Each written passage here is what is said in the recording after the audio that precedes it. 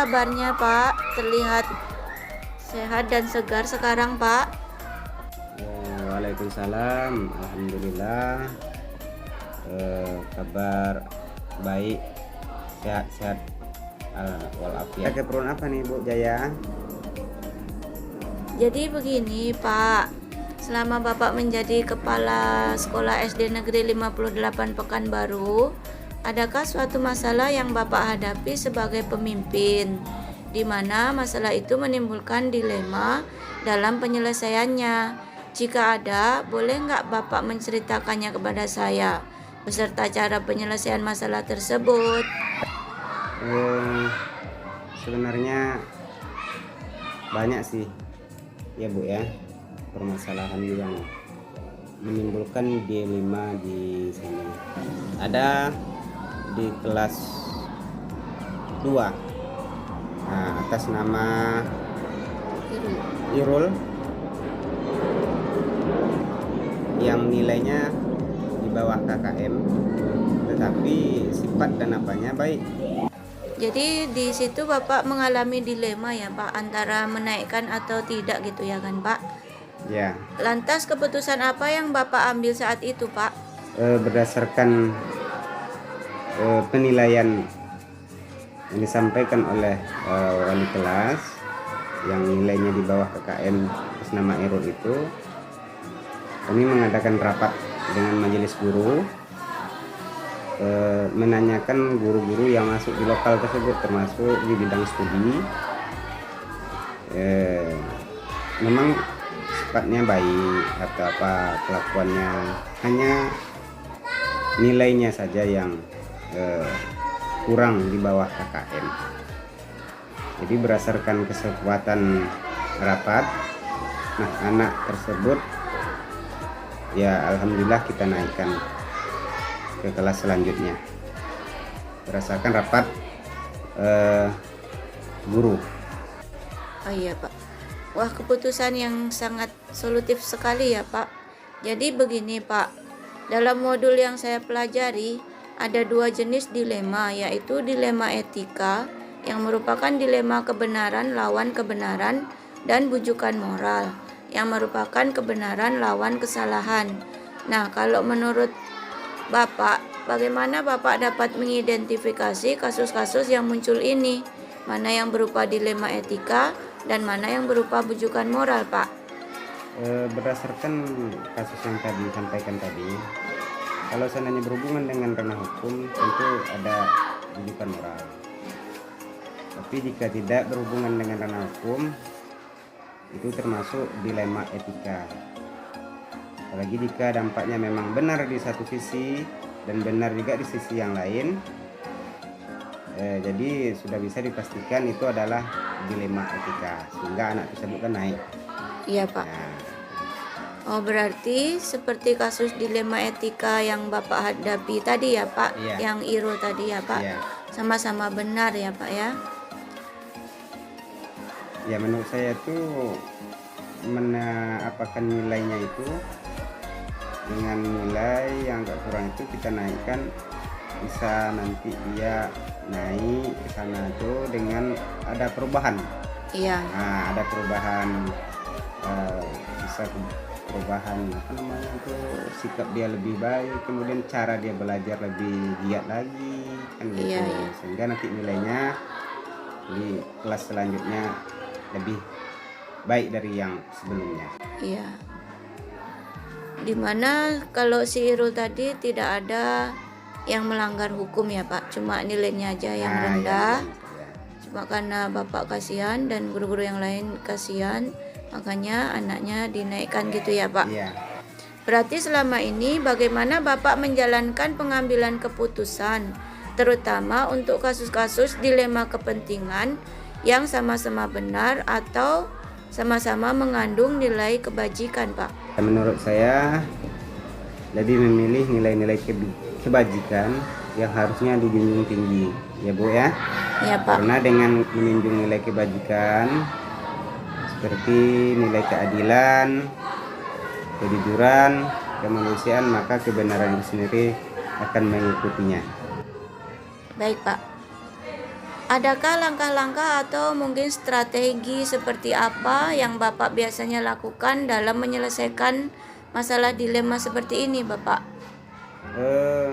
Mengenai masalah yang seperti tadi itu yang sudah diceritakan, biasanya saya ada yang pertama itu memanggil wali kelas. Ya. Sebelum ada rapat itu memanggil wali kelas, mana-mana anak yang sikap dan nilainya di bawah KKM.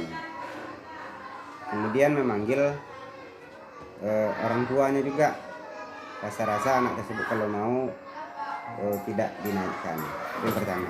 Nah, yang kedua sudah dipanggil, dapat keputusan dari wali kelas. Yang keduanya mengadakan rapat dengan guru seluruhnya. Nah, bagaimana anak tersebut, keputusan kita yang terbaik, apakah dia tidak dinaikkan dan dinaikkan. Nah, berdasarkan rapat tersebutlah membuat keputusan yang seadil-adilnya, Yang berpihak pada murid ya, Pak? iya. Ada nggak, Pak, hal-hal yang Bapak anggap efektif dalam pengambilan keputusan pada kasus-kasus dilema etika, Pak? Apa ya, Bu? Saya rasa semuanya akan efektif jika kita komunikasikan dengan baik antara semua pihak, baik orang tua, guru, dan pokoknya yang berkepentingan, sehingga apa yang terjadi dan kita tahu apa yang terjadi kepada mereka. Ya, Pak. Adakah yang menurut Bapak merupakan tantangan dalam pengambilan keputusan pada kasus-kasus dilema etika, Bapak? Ya, tantangan itu cuma satu, yaitu jika tidak ada yang keterbukaan dari salah satu pihak. Jadi kasus-kasus dilema ini membutuhkan keterbukaan dari semua pihak dalam menyelesaikan masalah tersebut. Iya, Pak. Apakah Bapak memiliki sebuah aturan atau jadwal tertentu dalam menyelesaikan sebuah kasus dilema etika? Maksudnya, apakah Bapak langsung menyelesaikan di tempat atau memiliki sebuah jadwal untuk menyelesaikannya atau memiliki prosedur tertentu untuk menyelesaikan kasus dilema itu, Pak? Ya, kalau masalah itu mungkin jadwal tidak ada ya. Ya, Pak. Tapi kalau ada prosedur jelas ada prosedur. Seperti kasus yang sudah ada itu, yang barusan itu, saya membuatkan sama diskusi dengan guru kelas, kemudian dengan wali murid yang dipanggil. Setelah itu baru langkah selanjutnya mencari solusi yang terbaik dengan mengadakan rapat. Iya, Pak. Adakah seseorang atau faktor-faktor mungkin yang selama ini dapat mempermudah Bapak dalam mengambil sebuah keputusan untuk kasus-kasus dilema etika, Pak? Biasanya untuk berkonsultasi tentu dengan mitra kerja. Ya, mitra kita adalah komite sekolah. Nah, itu yang mengambil keputusan penting, ya, terutama yang berhubungan dengan masalah tersebut. Ya. Pertanyaan terakhir ya, Pak. Ya. Dari semua hal yang telah Bapak sampaikan tadi, pembelajaran apa yang dapat Bapak petik dari pengalaman Bapak dalam mengambil keputusan sebuah masalah yang menimbulkan dilema etika ini, Pak? Yang intinya kita harus selalu membangun jaringan komunikasi yang baik dengan semua pihak yang terlibat, ya, yang istilahnya membangun rasa empati kepada orang yang bekerja sama dengan kita. Dengan demikian kerjasama kita akan terwujud dalam pendidikan yang baik dan menyenangkan bagi murid, itu dapat terwujud. Mungkin demikian. Ya, Pak. Terima kasih ya, Pak. Ya. Assalamualaikum, Pak. Waalaikumsalam warahmatullahi wabarakatuh. Assalamualaikum Pak Ziyad. Bagaimana kabarnya Pak? Terlihat segar dan sehat sekarang Pak. Assalamualaikum warahmatullahi wabarakatuh. Alhamdulillah kabar baik. Ibu apa kabarnya? Sehat alhamdulillah Pak. Wah, ada keperluan apa hari ini tumben Ibu ingin diskusi? Ya. Jadi begini Pak, selama Bapak menjadi Kepala Sekolah SMA Negeri 1 Gunung Towar, adakah suatu masalah yang Bapak hadapi sebagai pemimpin, di mana masalah itu menimbulkan dilema dalam penyelesaiannya? Jika ada, boleh nggak Bapak menceritakan kepada saya beserta cara penyelesaian masalah tersebut? Oke. Saat ini kan saya kan di SMA Negeri 1 Gunung Towar, kelas 12 ujian, Ya Pak. ujian sekolah. Sekarang tidak ada lagi ujian nasional. Yang menentukan kelulusan itu adalah sekolah. Setelah saya bertanya kepada guru mapel dari siswa 105 itu yang kelas 12, ada beberapa orang yang memang tingkat kehadirannya itu rendah.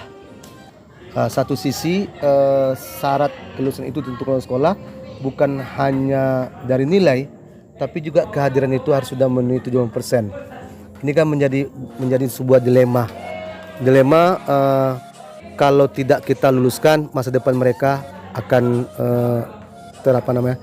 tertunda ya, dan mungkin akan bisa suram. Kalau kita luluskan, satu sisi kehadiran mereka rendah.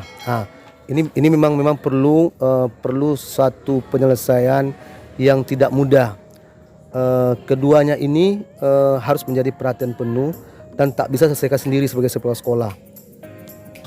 Karena ini dilema moral, saya dilema etika, dilema etika. Lantas keputusan apa yang Bapak ambil saat itu? Oke, jadi nanti setelah saya temu dengan kawan-kawan itu, kita mempertimbangkan bukan hanya di kelas 12 tapi aspek dari kelas 10 11. Ternyata anak-anak ini di kelas 10 11 dia rajin hadir. Sehingga kita juga panggil orang tuanya menjelaskan itu, dan orang tuanya benar-benar bertanggung jawab untuk itu dan meyakinkan bahwa anaknya akan lebih baik nanti kalau mereka melanjutkan perguruan tinggi dan tidak akan seperti itu lagi, kehadiran mereka dan pelajaran dan kuliah akan lancar. Untuk itu dengan rapat guru untuk kepentingan bersama untuk masa depan anak-anak itu, maka kita akan luluskan. Wah, keputusan yang solutif sekali ya Pak. Jadi begini Pak, dalam modul yang saya pelajari ada dua jenis dilema, yaitu dilema etika yang merupakan dilema kebenaran lawan kebenaran, dan bujukan moral yang merupakan kebenaran lawan kesalahan. Nah, kalau menurut Bapak, bagaimana Bapak dapat mengidentifikasi kasus-kasus yang muncul ini? Mana yang merupakan dilema etika dan mana yang merupakan bujukan moral, Pak? Kalau bujukan moral yang berkaitan dengan hukum, itu menurut saya itu berkait dengan bujukan moral. Kalau etika tentu yang tidak berhubungan dengan ranah hukum ya. Yang tidak berhubungan dengan hukum itu etika. Jadi artinya di satu sisi benar, di sisi lain yang benar, sisi lain juga benar, itu kan etika. Ya. Tapi kalau bujukan moral jelas benar dan salah. Benar dan lawan salah. Ya, Pak. Oh, berarti seperti kasus dilema yang Bapak hadapi tadi ya, Pak. Di mana keduanya keputusan yang benar dan tidak melawan hukum ya, Pak. Berarti selama ini bagaimana Bapak menjalankan pengambilan keputusan terutama untuk kasus-kasus dilema kepentingan yang sama-sama benar atau sama-sama mengandung nilai kebajikan, Pak? Ya, saya lebih dari tadi kan tadi sampaikan keputusan ya, kita ambil ya, keputusan ke depan buat anak itu masa depannya. Masa depan itu kan sesuatu yang diperolehnya agar dia menjadi baik. Makanya nilai-nilai kebajikan yang diutamakan, nilai-nilai nilai sosial, kepentingan bersama itu menjadi keputusan yang kita ambil bersama-sama. Ya, Pak.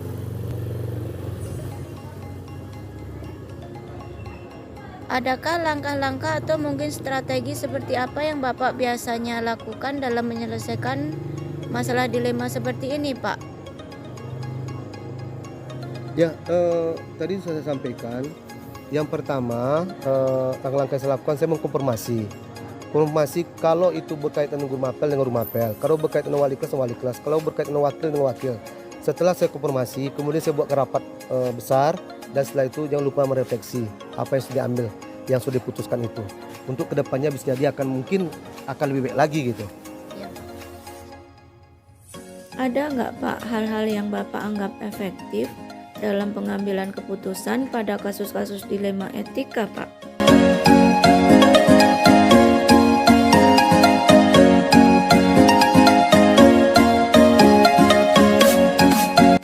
Adakah yang menurut Bapak merupakan tantangan dalam pengambilan keputusan pada kasus-kasus dilema etika, Pak? Ya, yang penting tantangannya harus terjadi komunikasi ya. Kita harus terbuka. Jangan kepala sekolah aja yang keputusan atau wakil saja atau guru yang bersangkutan nggak boleh.